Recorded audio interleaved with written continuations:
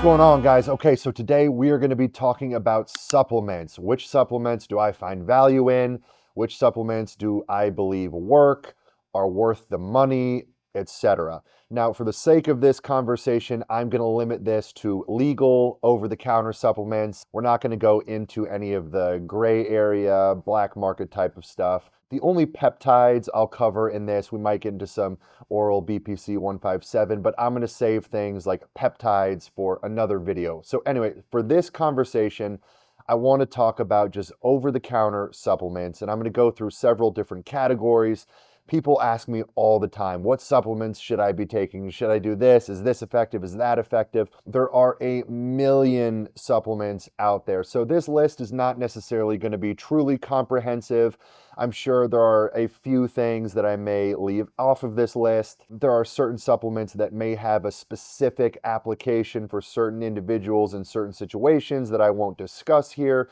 And just because I don't mention it doesn't necessarily mean I see it as a worthless product or something that doesn't have merit in certain situations. So we only have so much time. There's a million supplements. So I'm going to go into the ones that really kind of jump out to me as worth covering. And there are way more supplements out there that are ineffective than there are supplements that I find effective and worth the money. So I'm not going to go too much into all the supplements that I don't like. However, I will cover a couple very popular and common ones and sort of debunk the effectiveness there. So I'm going to break this up into health supplements, kind of the vitamins, minerals type of world.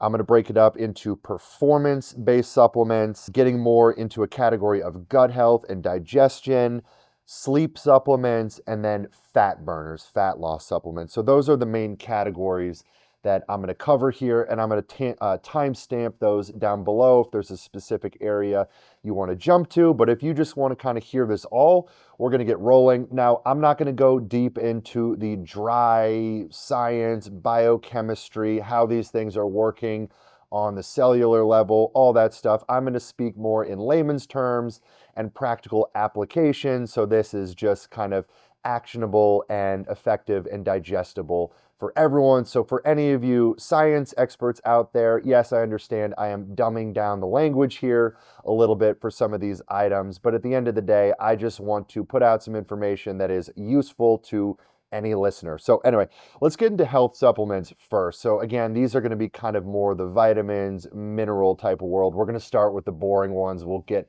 a little more exciting as we work our way down the category. So first and foremost, I think to be most effective with kind of the health supplementation is to get blood work done and actually determine, hey, is there a certain vitamin or mineral I'm deficient in? Right? As opposed, you could go down the list, vitamins A through Z, every mineral, every health supplement, and they all in and of themselves will have some sort of benefit, but that doesn't necessarily mean it's worth the money. For example, if vitamin K has plenty of merit, but you're not deficient in vitamin K because you're getting plenty of it from your diet, well, it doesn't make sense for you to go spend the money on a supplement for it, which is why I generally advocate for get some blood work done. See, is there an area that you are deficient in, or is there some sort of blood work metric that maybe we can intervene and improve by utilizing a specific supplement here?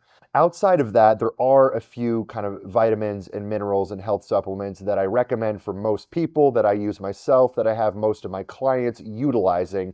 And kind of universally across the board, these are things that people tend to be low or deficient in and can benefit from supplementing with. Now, first and foremost, I would say I don't see a whole lot of value in using a multivitamin. A multivitamin is going to have a lot of different vitamins and minerals consolidated into one small package, but none of them are going to really be adequately dosed enough to move the needle in any particular direction. So I prefer to kind of identify the vitamins and minerals we'd like to really put stock in, and then actually use an effective dose of those things versus just the shotgun approach. Let's take a million different vitamins, but a really tiny amount of them with a multivitamin, which is why first and foremost, I'd say I think those are a bit of a waste of money. The first vitamin I'd say is vitamin D3. I recommend this for most people. I like to take this first thing in the morning with my first meal. I'm not going to get into dosages for most of this stuff. It kind of varies for everyone, but for most people, hey, just kind of go by the serving on the bottle, and that's going to get you into a good place. So I like vitamin D3. I like zinc. I like particular zinc picolinate. You know, there's different variations of most of these vitamins and minerals. So zinc is going to be something that we tend to be deficient in, and I prefer to put this with my final meal of the night as it's going to aid with sleep. Another one that I like to utilize pre-bedtime with my final meal is magnesium. This is one that people, again, tend to be deficient in, and most people can afford to supplement with more of it. There's different versions of it. I prefer magnesium glycinate or magnesium bisglycinate. Okay, other forms of magnesium can kind of have a laxative effect, but if you utilize these ones, they'll cross the blood-brain barrier and kind of have more of those sleep benefits that we may be looking for. Another supplement I like in this realm is going to be CoQ10. There's going to be some good cardiovascular benefits there. I love a high EPA fish oil. This is a common one, and I think most people can stand to use more than they're actually using. You know, the serving is gonna, the bottle is gonna have you taking 2 capsules. I think most people, you can double that and you'll see some good benefits from it. I like to take it with my first meal of the day. Another supplement that can be worth using, and this is a little bit more situational, is going to be TUDCA.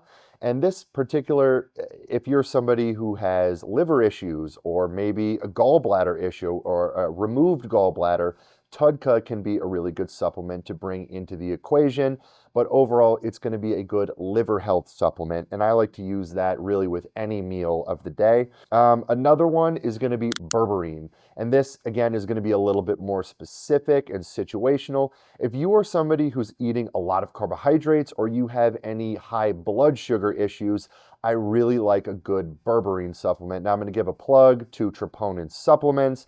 They have a fantastic berberine-based blood sugar product called Suppressor Max. You can use code HECK at the Troponin Supplements website for a discount on that. The good thing about this product is there are additives within it that keep the berberine in the system longer, allowing it to be more bioavailable through the day. I like to take whatever product you're using, I like to take the berberine in conjunction with your higher carbohydrate meals during the day. Can be very effective for blood sugar management. And then the final one that I'm going to put in this list is going to be taurine. This is another one that you can have pre-bedtime. It's going to have some benefits towards sleep, going to promote the production of GABA. I actually like to take this twice. I'll take it first thing in the morning, and I'll take it pre-bedtime, 1 to 2 grams of it. So those are going to be the main kind of general health supplements that I like to take, that I advise most people take. Again, you may be deficient in a particular vitamin or mineral not mentioned here, and for you, that would be a situation, bring one of those into the equation. So moving on into the next category, I'm going to make electrolytes kind of their own category in and of themselves. I think this is an area most people are very deficient in, and there's some good products out there. Now, of course, we can utilize good old sea salt for our sodium and get a lot of our electrolytes through the diet itself. Most people are drastically under consuming potassium, which is why I'll oftentimes use a potassium supplement. So if you go on Amazon, you can literally get a salt shaker of potassium salt. It's called no salt. So what I like to do is I like to salt my meals with an actual sea salt and then also salt them at a 1-to-1 ratio with the potassium salt, the no salt. Or you can go on Amazon, there's a company called Bulk Supplements, no association with them, and just get a potassium chloride, and you can add that to your drink. Most electrolyte supplements out there, pre-made powdered supplements, are going to be really sodium heavy and kind of underdosed in potassium. Now, one supplement I do like is going to be LMNT, no affiliation with them, but that's going to be a solid dose of potassium and a big dose of sodium in there. So it's not a sexy topic, electrolyte intake, but people, when you increase your potassium and your sodium in conjunction with fluids, particularly around training, there is no more of an acute performance enhancer than this. Now, technically, I probably should have included magnesium within this category, the electrolyte category. It's a big one, which is why another reason I like to take magnesium in a pretty high dose. I'll take a gram of it pre-bedtime. So again, the electrolytes, I cannot understate or overstate enough the importance here. So anyway, moving on, we're going to get into more performance-based supplements. Creatine monohydrate, this is going to be number one. I mean, if you could tell me, just give one supplement recommendation to anyone and everyone, it would be creatine monohydrate. Now, there's different forms of it, creatine HCl, you see these different blends. Just go with monohydrate. It is the most studied supplement under the sun. There are decades of research behind it proving its effectiveness. It is dirt cheap. Don't overthink it. Go with creatine. And honestly, I think most people can afford to use more of it than they actually are. There's kind of this generic 3 to 5 gram dosing recommendation for it. If you're a 200-pound male, I would say go up to 20 grams of creatine. And I wouldn't do it all in one bolus, one sitting. I'd split it up.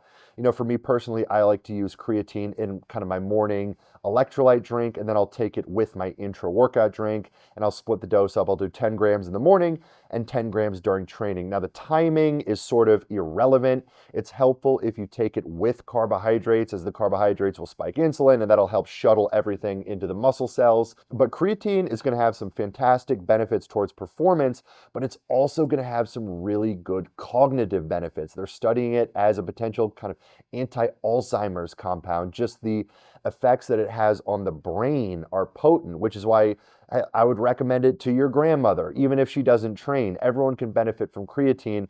And there's this pervasive myth of, oh, creatine is going to dehydrate you. It's, you know, it's dangerous for athletes.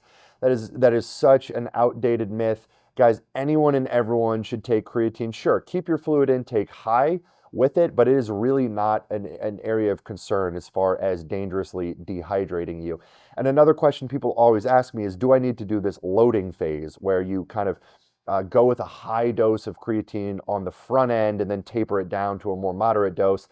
There's no need for this. If you just take creatine daily long term, eventually your creatine stores are just going to become saturated and you'll just kind of reach this peak level that you maintain. If you do this loading phase on the front end, you reach those peak saturation levels quicker than if you just started off with 10 grams daily, 5 grams daily, but eventually after like 2 weeks or so, it all levels out. So there's no need for a loading phase. Just set your dose, take it daily, take it every day. Timing of day is kind of irrelevant. So that's going to be my number one for performance. Number two are going to be intra-workout carbohydrates. So I really like to use a high molecular weight carbohydrate, which is just a fancy word for saying, or a fancy term for a carbohydrate powder that's just going to absorb really easily through the stomach, which makes it effective for drinking during your training session. It's not just going to sit there in a lump in your stomach. It's actually going to absorb into your bloodstream and be utilized as an energy source. My favorite is going to be highly branched cyclic dextrin, which another plug for Troponin Supplements. They have an intra-workout product called Field Rations that is based in highly branched cyclic dextrin. Although you can get plenty of other products that contain highly branched cyclic dextrin or just pure highly branched cyclic dextrin in and of itself. Like I said, it is going to sit very light on your stomach, pull right through the stomach lining into your bloodstream and be utilized as an immediate energy source as opposed to something like dextrose, like a Gatorade. So I highly recommend a product like that as an intra-workout carbohydrate. And by the time you're seeing this, I'll have already put out a video talking about intra-workout nutrition, and I can link that here, and you can refer back to my general thoughts on intra-workout nutrition. Another product or supplement I'd recommend within your intra-workout covered in that video is going to be an essential amino acid supplement. Now, there's this big craze over branched chain amino acids, BCAAs. In order for muscle protein synthesis to occur, we need all 9 essential amino acids at the site. The branched chain amino acids are 3 out of 9 of those amino acids, but they're the 3 most associated with hypertrophy. So these supplement companies kind of isolated these 3 and they sold it as this, oh, this is a great hypertrophy recovery product. Just go with an essential amino acid, an EAA. It's going to be all 9 of the essential amino acids, which is going to be better than just simply having the 3 BCAAs there. I like to use just off Amazon, again, no affiliation with them, just bulk supplements. It's the name of the company. Just get a big pack of unflavored EAA. It's dirt cheap.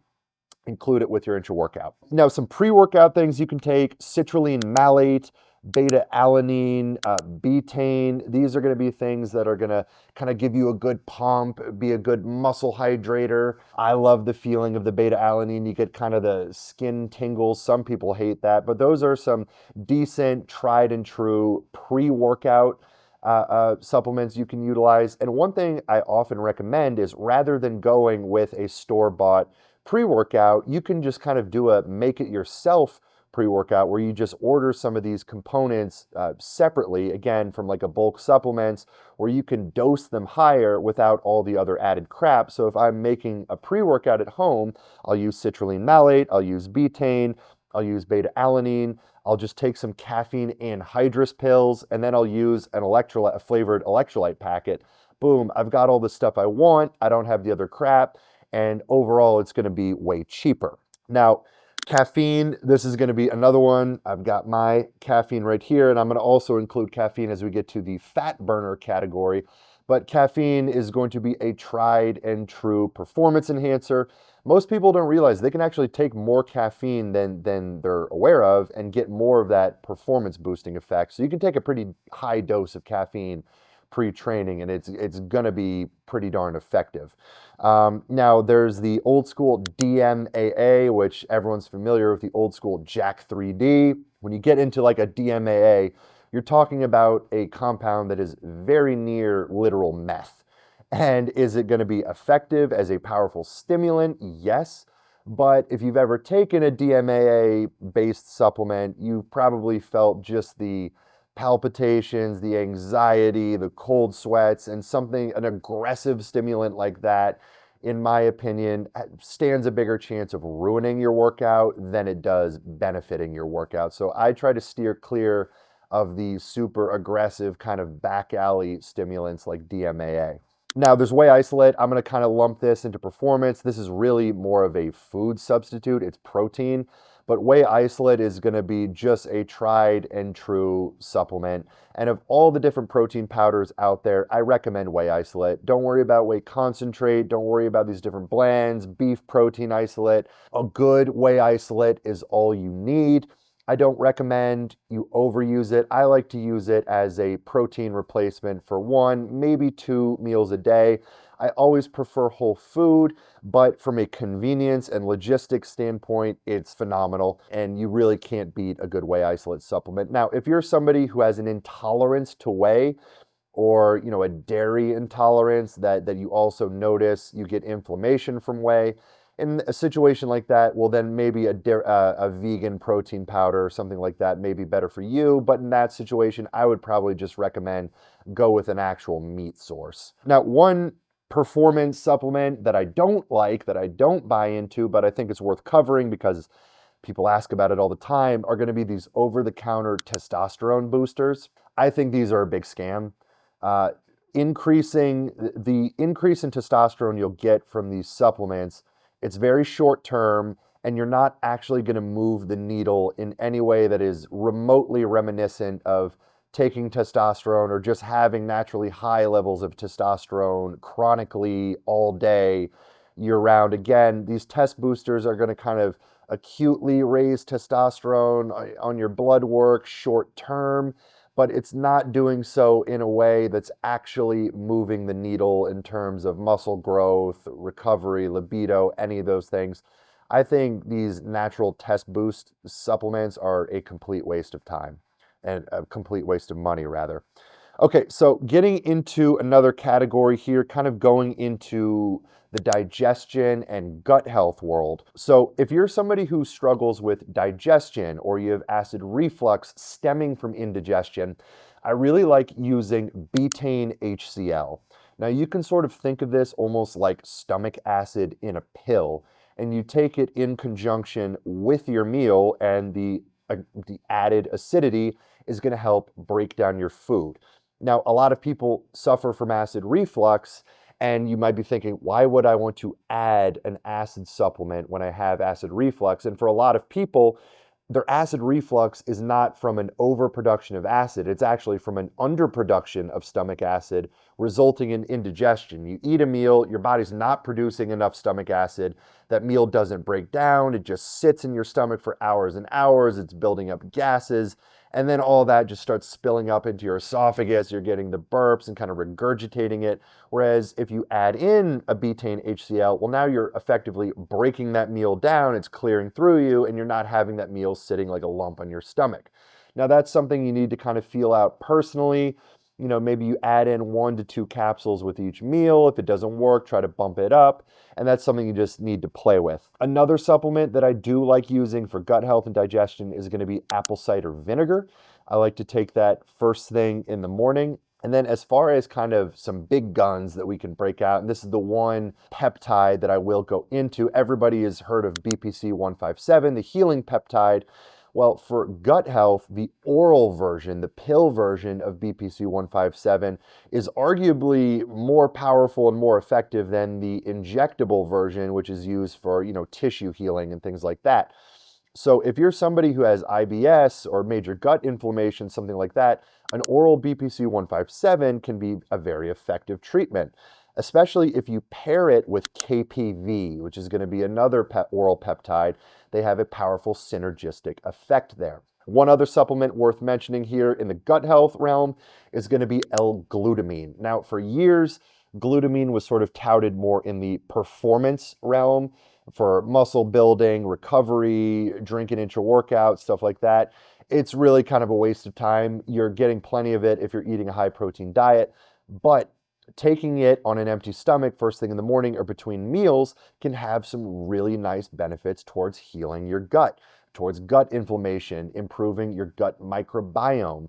And I like to use a relatively high dose of it. For a therapeutic dose for gut health, we're going to be looking at upwards of 20 grams, whereas your typical serving size on the bottle is going to be like 5 grams. So somebody like me, who I've had chronic reflux and different gut health issues, I'll wake up first thing in the morning, I'll take 20 grams of L-glutamine in conjunction with apple cider vinegar, in conjunction with BPC 157 and KPV. And that has worked wonders for me. And if you're somebody who just got sick and you've been vomiting a lot and you've done some damage to your stomach lining, a double dose of glutamine, AM and PM at a high dose, can be an effective treatment here. Okay, moving on into the sleep category of compounds here. So one that I like is going to be L-theanine. And this is one, you can get it for cheap. I like to take this pre-bedtime. It's going to help kind of relax and calm you down. It's going to be a nervous system depressant. I'm going to give another plug here, Troponin Supplements. They have a product called Hit the Rack, which is going to be a sleep aid that contains theanine, that contains a few of the other things I'm about to mention. It contains magnesium, which is another compound I talked about in the electrolyte category that's going to benefit sleep. But L-theanine in and of itself can be a beneficial supplement to add in here.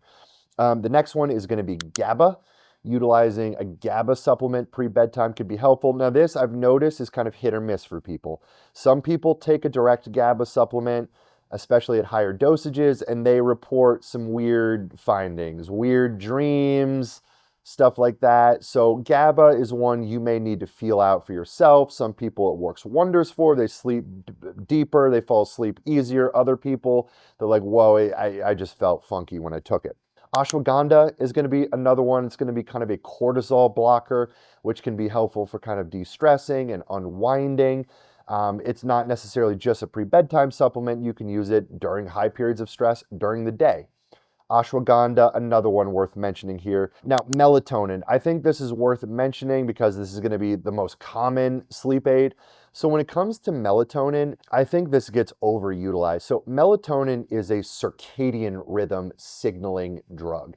It's not a drug that is going to make you drowsy. It's not a sedative. Our body naturally starts to release melatonin as we get later into the day, actually hours before we actually go to bed, which starts to signal this cascade in the body, hey, we're getting close to bed or we're getting close to nighttime. It's time to start kind of winding things down a little bit. Now, most people, their issues with sleep are not going to be melatonin related. It's going to be something else that's giving them issues falling asleep or staying asleep, and the circadian rhythm reset of melatonin is not what they're lacking here. Where I like to use melatonin is if you're traveling to a different time zone where your natural sleep rhythm is off. using a melatonin can be really helpful here. So if you travel a couple time zones over, you go overseas, you're trying to acclimate to a new bedtime, melatonin can be very helpful here because your body may not be naturally releasing melatonin at this new bedtime, therefore you can supplement with it. Now, another thing about melatonin that's actually interesting, at high dosages, melatonin is this very powerful antioxidant that they're actually looking for some anti-cancer benefits. Now, these, you really got to go into like really high dosages to reap those kinds of rewards. And I'm not necessarily advocating that. I would like to learn more about this because we're talking about like 60, 80, 100, 150 milligrams worth of melatonin, where your typical melatonin supplement for sleep is going to be like 2.5 to 5 milligrams. But it is worth mentioning some of these potential antioxidant and anti-cancer benefits associated with high dose melatonin. Now, one thing I also think is worth mentioning from a timing perspective with melatonin is you need to take it earlier in the evening than you think. Don't take it right before bed. Again, your body is going to naturally release melatonin kind of, if we are just going by natural human biology, when the sun starts to go down, which is probably going to be a few hours before you go to bed. So if you're going to use melatonin, I would take it about 2 hours prior to bed as opposed to, 20 minutes before bed. Okay, getting into the final category here, going with fat burners, fat loss supplements. Now, just about all of these are going to be some sort of a stimulant. And I have two of my favorite fat burners right here with me. Got my coffee and I got my Zyn, caffeine and nicotine. These are going to be two very simple but effective fat loss supplements for a couple different reasons. One, they're stimulants. They're going to give a little bit of a boost in metabolism. Your body's going to be burning more calories while these substances are active in the system. And then they also have an indirect fat loss benefit in that they suppress appetite. So if you're somebody who's dieting and you want to keep your hunger at bay so you don't go off plan and raid the snack cabinet, throwing in some nicotine pouches, hammering the coffee a little bit can be an effective way to keep those the hunger signaling and cravings at bay. But again, they're also going to have that kind of metabolic boosting effect in and of themselves. Now, going up a step to something a little bit more aggressive is going to be something like ephedrine. Now, back in the day, you could kind of get like legit ephedrine. They'd sell it at like truck stops and things like that. This is going to be a very aggressive stimulant, which again, it's just going to have that kind of norepinephrine, adrenaline releasing effect, which is going to get your body burning more calories and really suppress appetite. I would be very cautious with something like ephedrine because this can be very directly linked to major anxiety, heart palpitations, cardiovascular issues, things like that. But it's actually a component of Broncaid, which is a common cold medication you can get at the pharmacy. So there are people who are utilizing Broncaid as a fat loss supplement because of the added ephedrine to it. So I wanted to include it on this list. I personally steer away from it. I steer away from any of those aggressive stimulants, the ephedrine, the DMAAs, that may have some utility, but overall, the anxiety, the heart palpitations, and the risks there outweigh the rewards for me. Now, the one that I'll kind of end on here, and I find this to be probably the most potent and effective fat loss agent in the legal realm, is going to be yohimbine HCl. So in layman's terms, yohimbine is basically going to help liberate fat out of some of those stubborn areas. Okay, it's going to bind to some of the receptors in the fat stores around the love handles, the lower back, and liberate some of those free fatty acids. And when you pair that with activity, you pair it with your cardio, walking, things like that, you can start burning and oxidizing some of those liberated fat stores. It's going to create this cascade of norepinephrine, have this stimulating effect as well. If you're going to use yohimbine, the effects of it get canceled out by insulin. So if you eat food, your body releases insulin, and that's going to kind of cancel out the effect of yohimbine. So it's something that you only want to take it on an empty stomach. So if you're going to utilize a yohimbine HCl, I would wake up, take it first thing in the morning, let it get into the system, 20, 30 minutes, and then go do some cardio. Go out for a walk. You're going to be releasing some of those fats out of those stubborn areas, but now you got to burn that fat with the activity. Now, again, Similar to some of these other stronger stimulants, some people are going to have anxiety, they're going to have elevated blood pressure, they're going to have some of the potential palpitations with something like yohimbine HCl. So start low dose, assess your tolerance, and you can work your way up. Going to give one last shameless plug here, Troponin Supplements. They have a product called the Go Pills, their fat burner supplement, which is going to contain caffeine, and it's going to contain yohimbine HCl, which is going to be a very good synergistic combo there when taken first thing in the morning on an empty stomach. So that's going to wrap it up for my supplement talk. Again, was this a comprehensive list? No, I'm sure there's some that I'm sure I omitted and some that may have direct utility for certain individuals in certain situations. And there's a whole world of peptides and not so legal supplements that I think are worth getting into another video. So I'm going to make another video here soon going over peptides, as there's lots of them, which are effective, how to use them, protocols, and so forth. But anyway, guys, in the meantime, if you're enjoying the content, please subscribe to the channel. It just helps me grow this thing. I appreciate all the support you've been giving me, the support you've given to the podcast, which if you haven't tuned in, every Tuesday I release an episode of the Hammer and Chisel Performance Podcast here on YouTube and on Spotify. And then for more of me and my resources, you can go to my website, hammerchiselperformance.com, where I've got my one-on-one coaching services. I've got my ebook, Dialing in Your Nutrition, a comprehensive manual for setting up your own diet, which is something I highly recommend you pick up if you can't afford the one-on-one coaching or you're not really interested in the one-on-one coaching. Check out that ebook. You can find my training community, Team Hammer and Chisel, through the Train Heroic coaching apps, just $28 a month. You can find my standalone programs. All this stuff is on my website. So anyway, guys, appreciate the continued support, and we'll catch you on the next video.